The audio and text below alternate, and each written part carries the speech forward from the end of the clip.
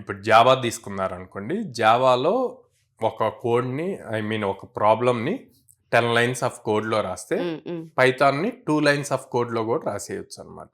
Okay. So బేసిక్గా students దీన్ని compare చేసుకుంటారు, చేసుకొని జావా కన్నా పైథాన్ ఈజీ అంటారు.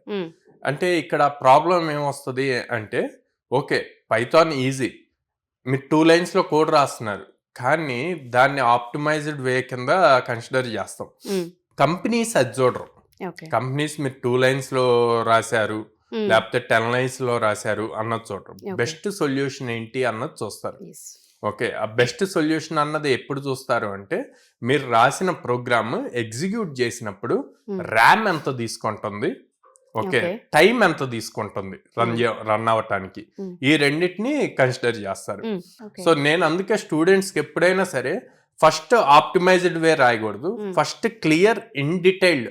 ఎప్పుడైతే మీరు షార్ట్ అటెంప్ట్ చేసి ఇంటర్వ్యూర్ క్వశ్చన్ అడిగినప్పుడు ఎక్స్ప్లెయిన్ చేయలేకపోతే యు ఆర్ నాట్ స్కిల్డ్ అన్న పాయింట్ వస్తుంది. అదే లాంగ్ రాసినప్పుడు మీకు ఇంటర్వ్యూర్కి క్లియర్గా ఎక్స్ప్లెయిన్ చేయటం కూడా ఈజీ అవుతుంది. సో ఈ పాయింట్స్ అన్నీ చెక్ చేసినప్పుడు ఎక్కువ మంది ఆ షార్ట్ ట్రిక్సే నేర్చుకొని ఇంటర్వ్యూస్లో ఫెయిల్ అవుతారండి. సో అట్లా నేర్చుకోవద్దు, షార్ట్ ట్రిక్స్ అన్నవి నేర్చుకోవద్దు. ఎప్పుడు ఇన్ డీటెయిల్డ్గా రాయటం నేర్చుకోండి, అవసరమైన దగ్గరే వాటిని ఇంప్లిమెంట్ చేయండి.